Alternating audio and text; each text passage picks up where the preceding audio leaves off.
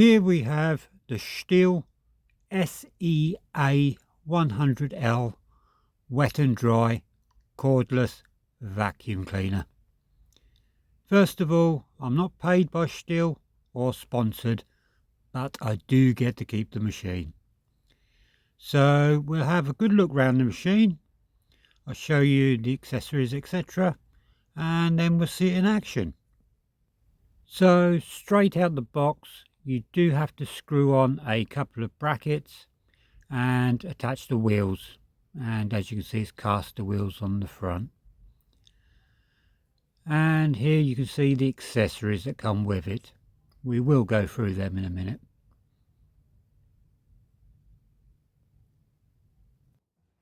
So to get inside the machine, there's two clips, one either side, and it's as simple as that. Lift it out.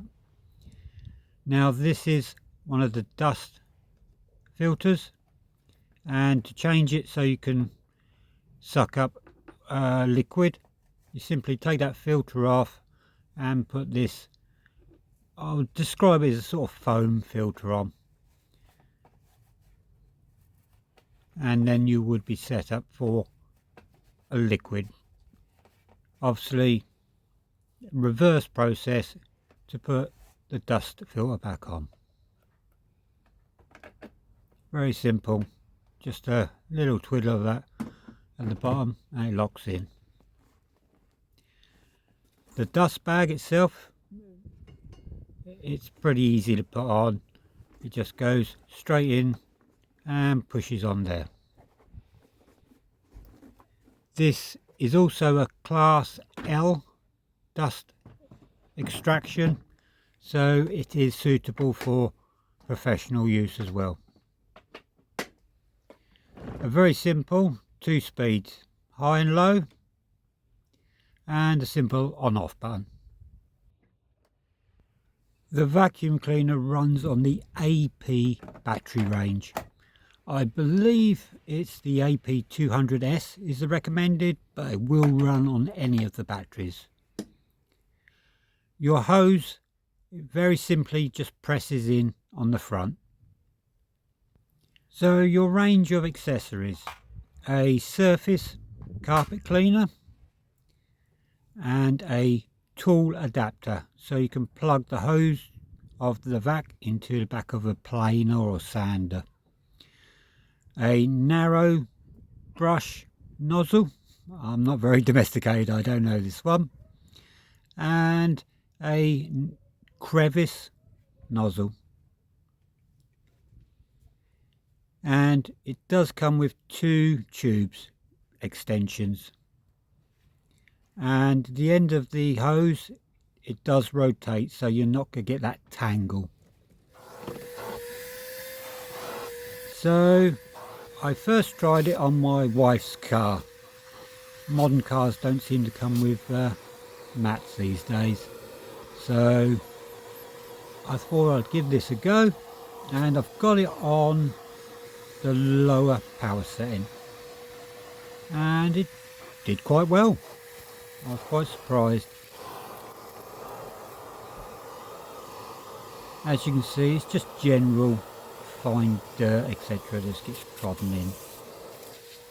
And then I decided I would do the passenger footwell, but I did leave the vacuum cleaner in the same position, and I had loads of hose. I had still hose to spare, so I didn't have to mess around taking the machine around to the other side.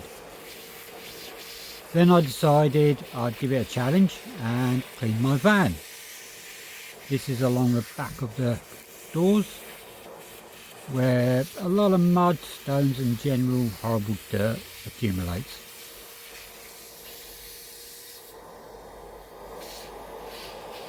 And especially around the door lock there.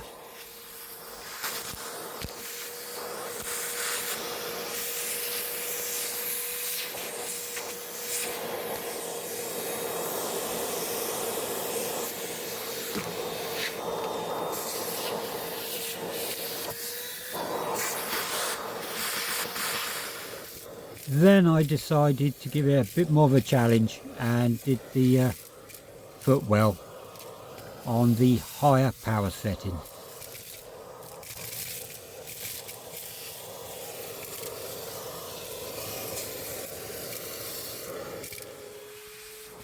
So I decided to do the back of the van, and there's a lot of nooks and crannies full of dust and more coarser debris. I've had this van 6 years and I've never vacuumed the back of it, so it basically sucked up 6 years of dust and stuff. Unfortunately, I've not had the opportunity to use it as a wet vac. The situation just hasn't arose. But using it as a dry vac, it's very, very good. It's surprisingly powerful for a battery powered machine. I would say, from my limited experience of vacuum cleaners, this is as powerful as a corded machine.